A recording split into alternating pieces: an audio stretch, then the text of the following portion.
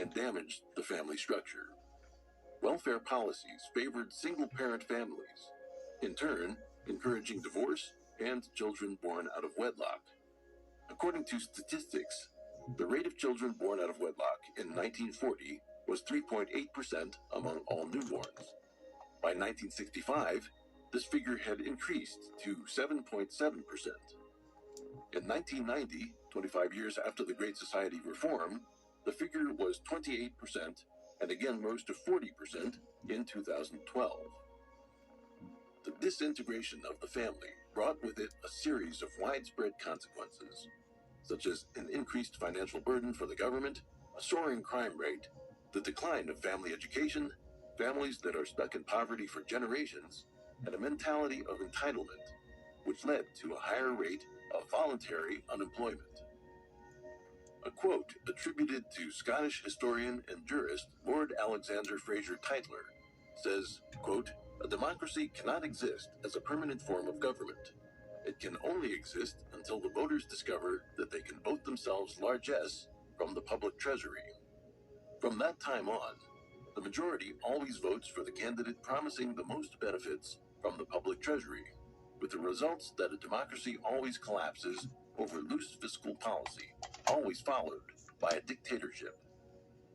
As the Chinese saying goes, quote, "From thrift to extravagance is easy, but the opposite is difficult."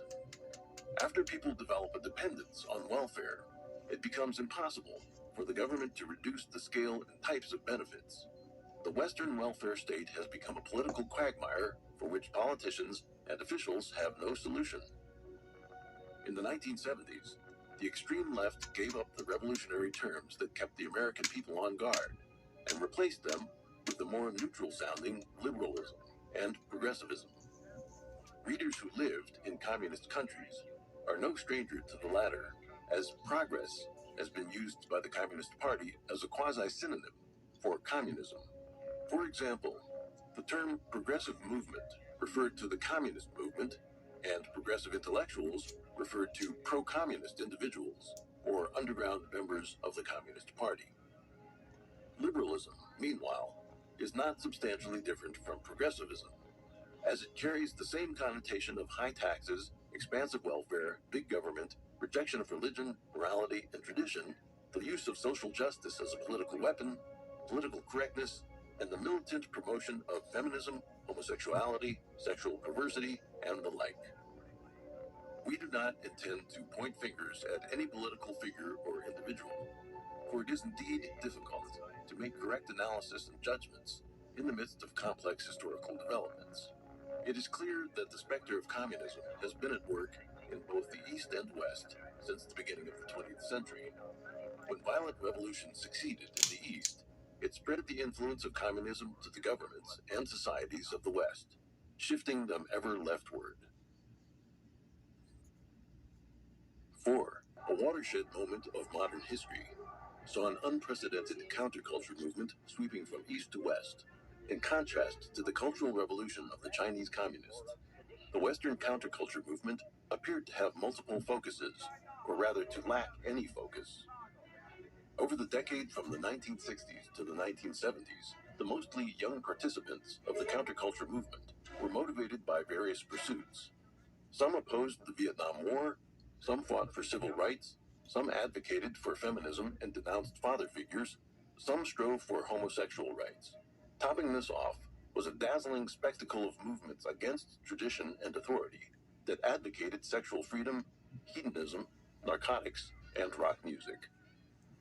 The goal of this Western cultural revolution is to destroy the upright Christian civilization and its traditional culture.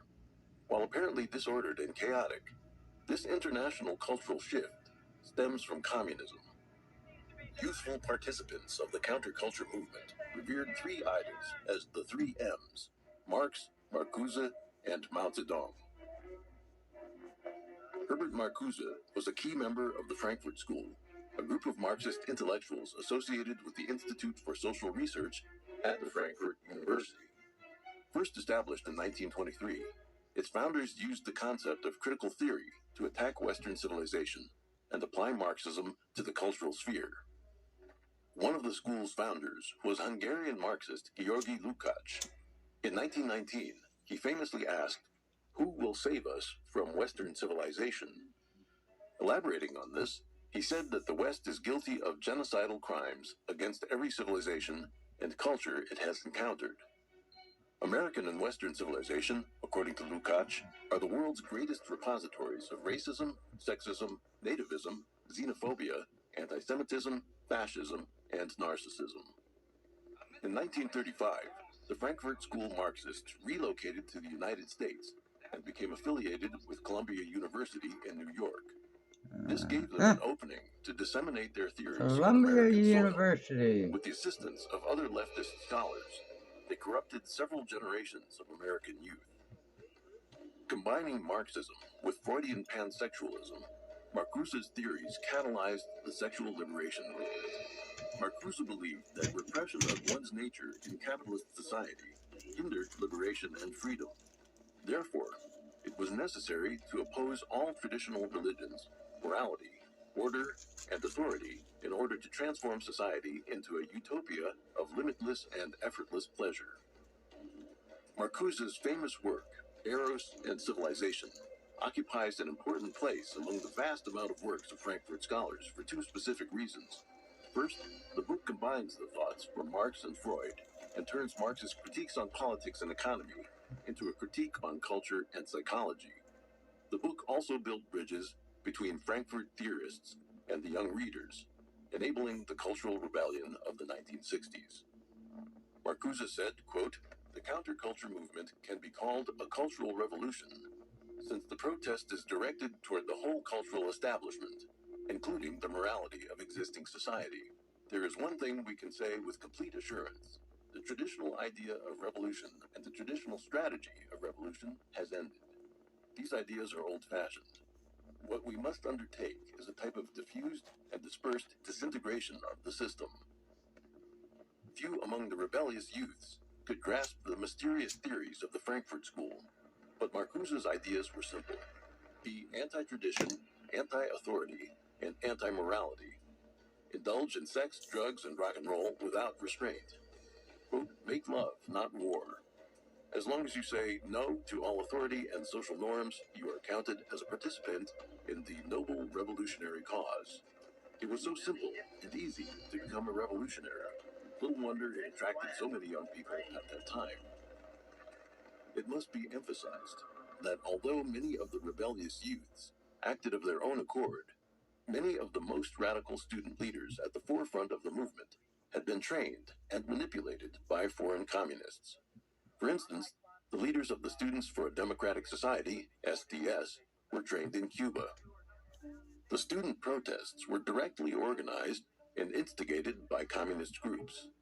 The extreme left Weathermen faction split off from the Students for a Democratic Society and announced in a 1969 statement, quote, "The contradiction between the revolutionary peoples of Asia, Africa, and Latin America and the imperialists headed by the United States is the principal contradiction in the contemporary world.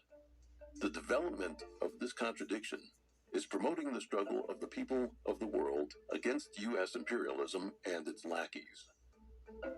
These words were written by Lin Biao, then the second most powerful leader of Communist China, and came from his series of articles called, quote, "Long Live the Victory of People's War." Just as the Cultural Revolution wrought irreversible damage upon Chinese traditional culture, the counterculture movement caused a titanic upheaval in Western society.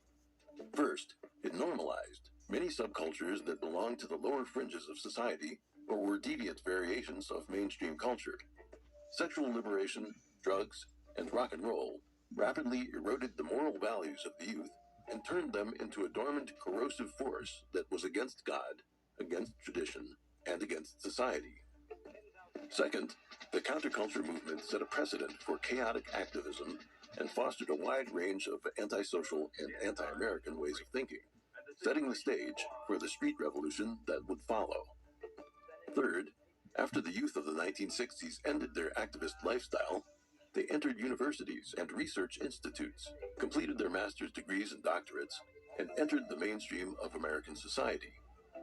They brought the Marxist worldview and its values into education, media, politics, and business, furthering a nonviolent revolution across the country. Since the 1980s, the left has largely taken over and established strongholds in the mainstream media, academia, and Hollywood. The presidency of Ronald Reagan briefly reversed this trend, only for it to restart in the 1990s and reach a peak in recent years.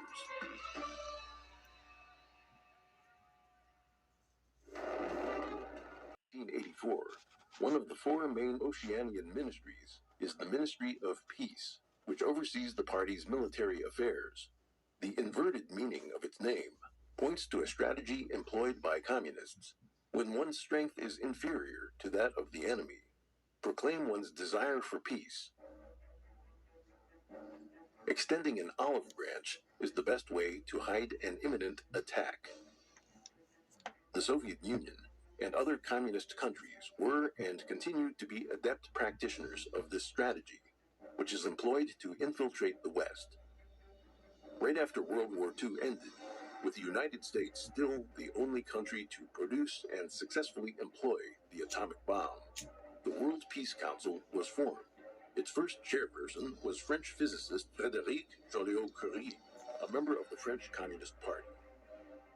Having suffered huge losses in the war, the Soviet Union aggressively promoted world peace as a stratagem to stave off pressure from the West. The World Peace Council was directly influenced by the Soviet Committee for the Defense of Peace, an organization affiliated with the Soviet Communist Party. The council ran a worldwide campaign proclaiming that the Soviet Union was a peace-loving nation and condemning the United States as a hegemonic warmonger. The, quote, struggle for peace, a catchphrase promoted by high-ranking Soviet official and ideological leader Mikhail Suslov, became a fixture of Soviet rhetoric. Quote, the present anti-war movement testifies to the will and readiness of the broadest masses of the people to safeguard peace and to prevent the aggressors from plunging mankind into the abyss of another slaughter.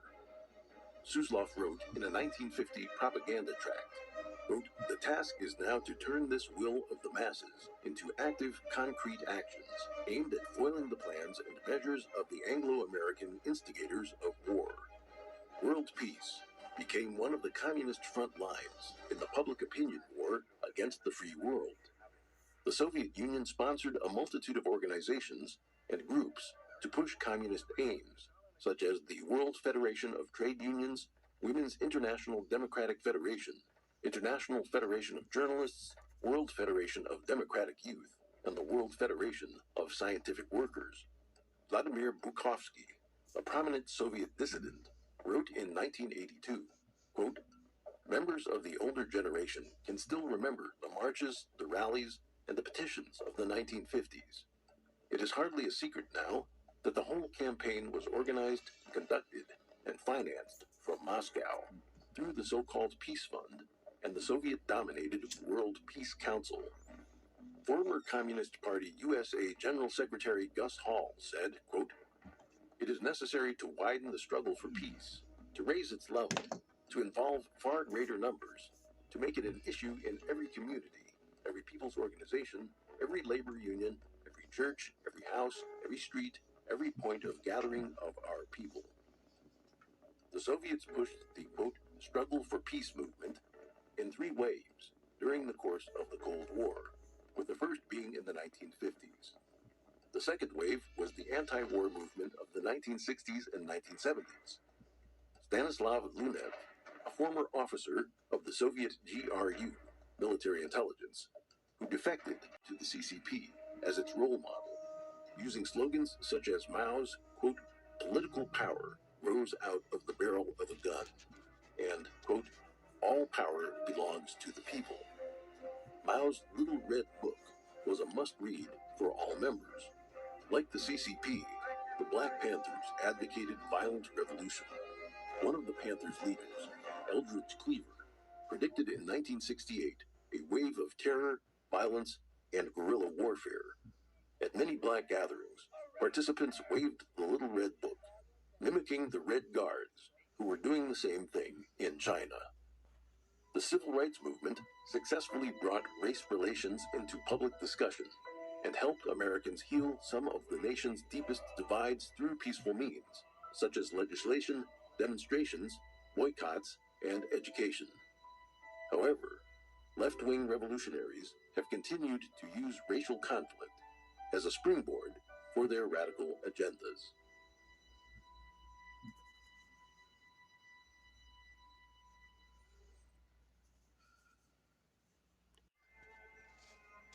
Omer Shem Tov, just 20 years old, was among those attending the festival on October 7th.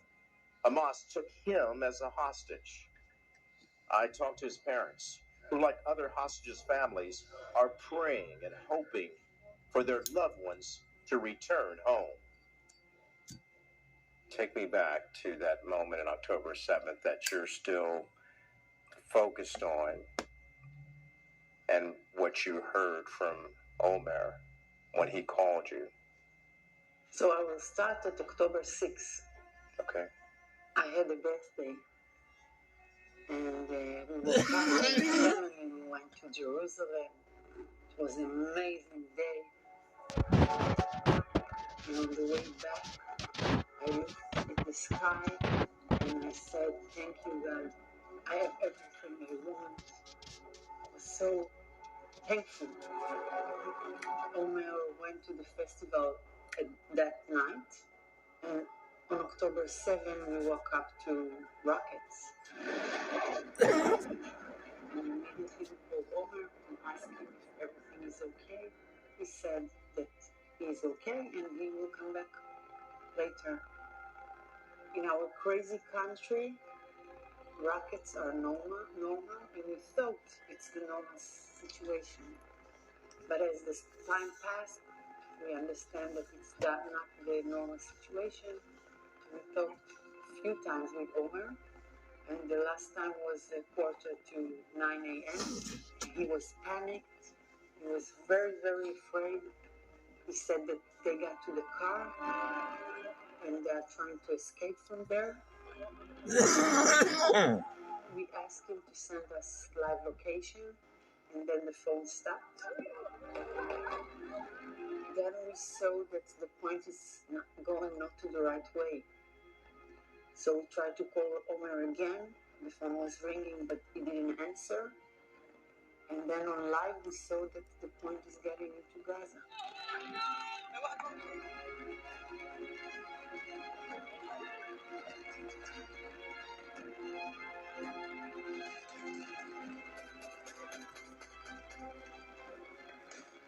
We didn't want to believe that what we see is the truth. We denied it. We denied it, yes. We denied it. We say it's not logical. We know how big is this wall, and also it still was early before we could understand how bad is the situation over there. And Eli called to his friends, and we tried to find some information. Where is he? And about noontime, I drove to the area.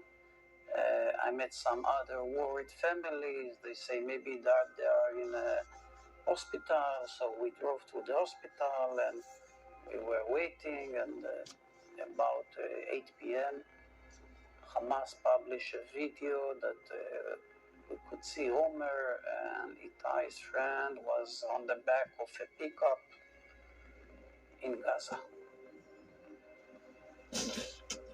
So when you saw that, you realized that your son is in the hands of Hamas.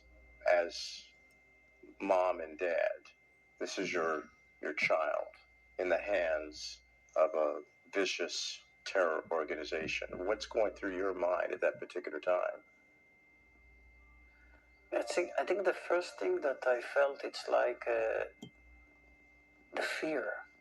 The fear, it's extremely fear when you see Omer, and I try to understand what's going on, and then it's like a big black curtain that fall on your head, and you say, "Wow, that's totally dark, deeply dark."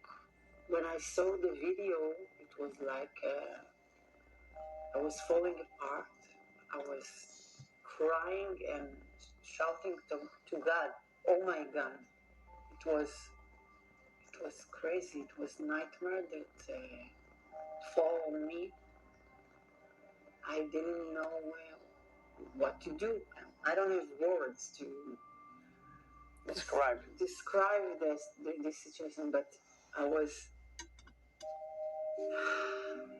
totally shocked. When it happened, the day after, the forum of the families that everybody know started actually here in this house. Some good friends and people came over here to help us and the families to understand, even not to because there was so many information and chaos and the data that came from all over. So all these families and the information start suddenly to come over here. And with our good friends, we started to collect all this information, and we started this kind of forum that doing everything in order to release the hostages. All the countries, where are you? You must understand. It's crazy. We are in hell. In hell. We are in hell. And we want Allah's back home. At the beginning, as you say, the world was with us. I mean, the world understand how bad is the situation, and because the videos was the horror videos was published all over, so the world was side by side with us and shoulder to shoulder with us, and there was a huge solidarity with us. Because I think everybody in the end could understand that it's actually can happen to them. It doesn't matter where is it in the world. I mean, this extremely terrorism fundamentally can go and can be everywhere. And now, Shelley, as you see, there's been a rise in protests against Jewish people, against Israel, because of the retaliatory strikes that they have made in order to get the hostages back, but also to stop Hamas from being able to ever do this again.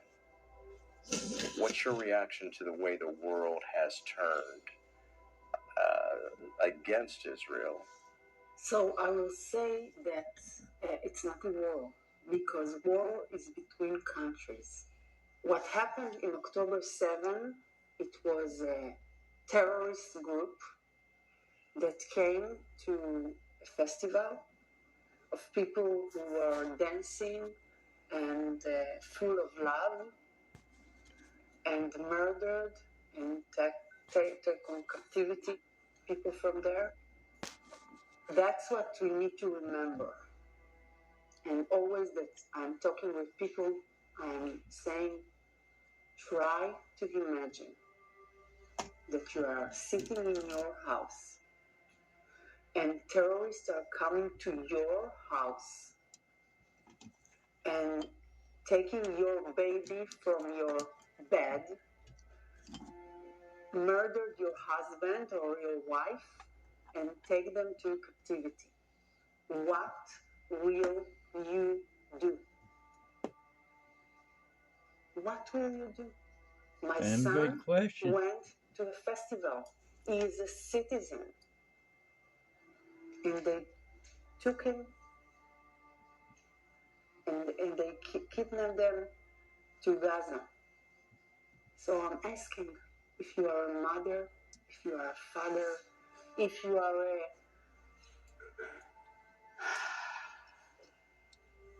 brother, sister, what will you do?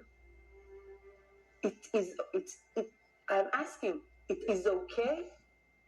Between countries, it's soldiers to soldiers. Here it was a terrorist group who came to our country and murdered and kidnapped people, innocent people. And what Israel is doing now, it's to, I want my son back home. That's what I want. And how it's okay in the world. I'm asking how this situation is okay. How you are going to sleep everywhere in the world. Because now it's here, as Malki said. It could be in your house. So if you are saying yes to terror, it will come to your house. Up next, we'll hear from several Israeli leaders and a U.S. senator who stand in solidarity with Jewish people in their hope for Israel. The horrific events of October 7th, 2023, there can be no denial of the bravery, courage, and resolve of the people who call Israel their own. We will hear now from some contemporary Israeli leaders that I spoke to while there, who agree this is a defining moment in history, not only for Israel, but for those who cherish freedom throughout the world. We begin with Natan Sharansky, an Israeli politician, author, and human rights activist who says now is the time for people everywhere to unite in a global movement to combat anti-Semitism and other forms of hate that seek to destroy humanity. Hope is never lost. First of all, because we are children of God, and God made a bridge, made a union with us. Second, the fact that after the most awful pogroms and genocide against our people, the state of Israel emerged, and it gives us a lot of hope. Knesset member Sharon Haskell took me inside the chambers of Israel's parliament to show me how images of the hostages are positioned in the upper row of the room to remind each member of the priority and hope of bringing the hostages home. My name is Sharon Haskell. I'm a member of parliament. This is the best tradition of how Americans respond to consequential issues. But neither are we a lawless country. We are a civil society, and order must prevail. That marks President Biden's first comments on the issue in 10 days, during which pro-Palestinian protests on college campuses have quickly escalated, leading to over 2,000 arrests nationwide. This week, the White House called a takeover of a building at Columbia University absolutely wrong, and President Biden on Thursday added that similar actions have crossed the line of being peaceful. Vandalism, trespassing, breaking windows, shutting down campuses, threatening people, intimidating people, instilling fear in people is not peaceful protest. It's against the law. Biden's Thursday comments come as it's walking a delicate line as some of its political base is voicing opposition to the war in Gaza. Biden, meanwhile, on Thursday said he's not reconsidering U.S. policy toward Israel because of the protests. Meanwhile, Biden's 2024 rival, former President Trump, on Thursday called the current protesters radical left, adding that police officers are doing a good job. Because this is a movement from the left. These are radical left lunatics. And they got to be stopped now, because it's a shame. I'm so proud of the New York's finest. They're great people too. I know so many of them. As Trump touts his relationship with the NYPD, President Biden on Thursday made a stop in Charlotte, North Carolina, to pay respect to the 4 officers killed while serving a warrant there last week. And that's ahead of Biden's speech on investments in America in Wilmington, North Carolina, a battleground state that is seeking to win after narrowly losing it to Trump in 2020. Reporting by Iris Tao, NPD News. And Trump at the Manhattan Criminal Courthouse today for day 10 of his campaign finance trial. NTD's legal correspondent Arlene Richards has more on today's testimonies. Well, shortly before the court adjourned today, the prosecution called a records custodian who works for the Manhattan District Attorney's Office. He testified that he reviewed data from Michael Cohen's cell phones as a result of a search warrant in the Trump investigation. He said that the cell phones contained several contacts, including Hope Hicks and Alan Weisselberg. Now, the prosecution used this testimony to admit several text messages for the jury to see. But the witness who was on the stand the longest today was Keith Davidson.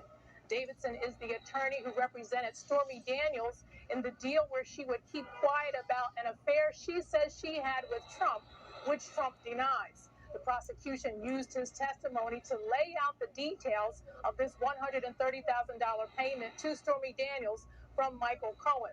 Now, on cross-examination, Davidson admitted that he was once convicted of extortion in a case involving Hulk Hogan. Davidson had threatened Hogan that he would release damaging photos and videos if Hogan didn't pay him. And it turns out that he was also involved in several other cases with celebrities where he made millions of dollars, such as Charlie Sheen and Lindsay Lohan. Trump's attorney asked if he got close to the line of extortion with Stormy Daniels, and he denied ever threatening Cohen.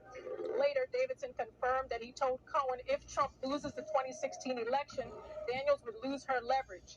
Trump's attorney asked if he recalled saying, "This case is worth zero," and he said yes.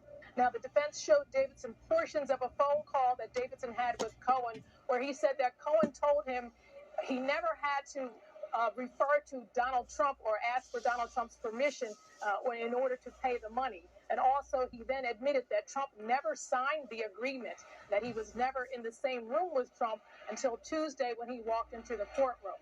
Now, on redirect, the prosecution admitted a transcript from Cohen in which Cohen said that the reason why he made the payment was because he cared about Trump, and that Trump had told him several times that he hated the fact that they did it.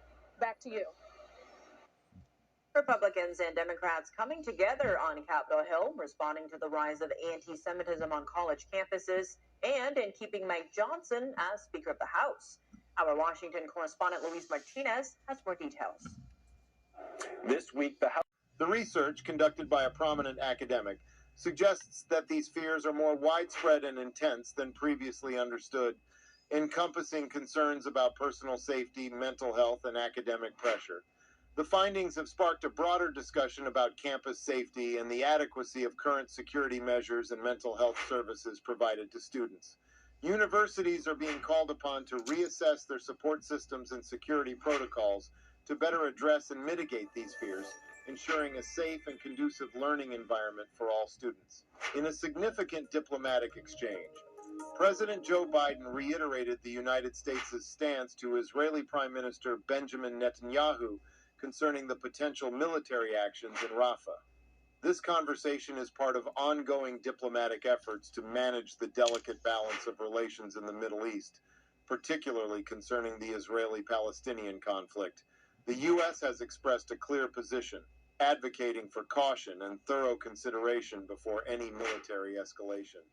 This interaction underscores the complex interplay of international diplomacy, strategic interests, and the importance of maintaining open lines of communication between nations involved in regional conflicts. World Central Kitchen, WCK, a nonprofit organization known for its efforts to provide meals in crisis-hit regions, announced it would resume operations in Gaza after a pause due to an airstrike that killed several of its staff. This decision highlights the ongoing humanitarian crisis in the region and the critical role of international aid organizations in providing relief. WCK's commitment to continue its work under such challenging circumstances underscores the Dai regional leaders aiming to foster peace and security. Blinken's engagement illustrates the critical role of diplomacy in addressing international conflicts and the importance of maintaining strong alliances in volatile regions.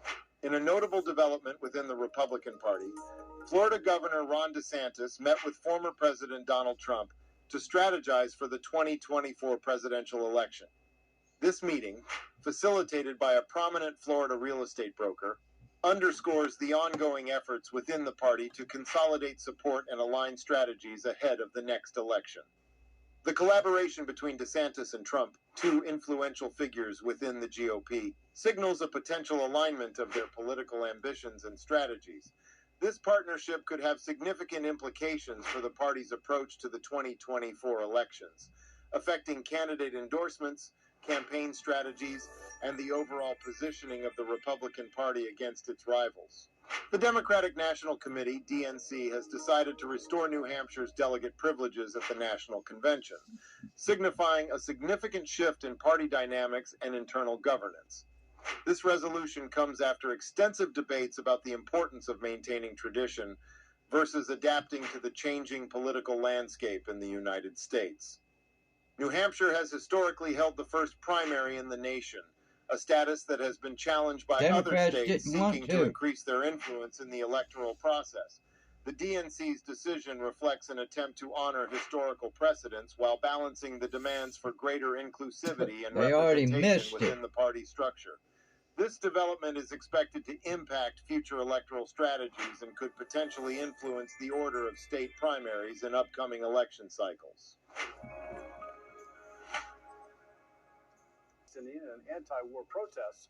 The president's remarks come after violence on the campus of UCLA and the forceful removal of protesters at New York's Columbia University. Take a look at this video. Authorities say more than 100 protesters were arrested at UCLA as officers breached and dismantled a pro-Palestine encampment. President Biden had been silent on the protests until today.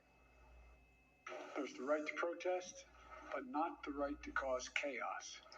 People have the right to get an education, the right to get a degree, the right to walk across the campus safely without fear of being attacked. But let's be clear about this as well. There should be no place on any campus, no place in America for anti-Semitism or threats of violence against Jewish students. There is no place for hate speech or violence of any kind. The president It said the took you protests this have long? not caused him to change his policies regarding the Middle East. Former President Donald Trump returned to court today in week 3 of his New York City criminal trial. And before I already know about that. any testimony, directly with Trump, only Michael Cohen, who is expected to take the stand later in the trial. I'm Fox 5 And Cohen's lying. in Douglasville. One of the 3 candidates for Douglas County Sheriff brings a unique perspective to the race. He's the only one who spent time here behind bars. Story next. Cambridge High School welcomes a new head coach to the football program. Coming up, he tells us his expectations for his squad next season. Against Sheriff Tim Pounds, he believes but offers no proof that what happened was politically motivated. What Fanning does not want to talk about is another incident involving a conversation he did not know the public would hear. Hey, good afternoon. My name is Shadarian Fanning. I'm running for Douglas County Sheriff. He comes to the race as the ultimate outsider, but with a heap of experience. That's APD Commander Shadarian Fanning last month, working to cut down a pair of protesters who chained themselves to a Midtown construction crane. If they love you, they won't have you 100 feet up in the air. It's not love to fall backwards and fall down there. It's instant death. I feel like this county needs a sheriff that delivers empathy. Fanning is running to replace 2-term incumbent Tim Pounds. A third candidate, Cyrus Coley, is also in the race. But Fanning has a distinction that separates him from the others.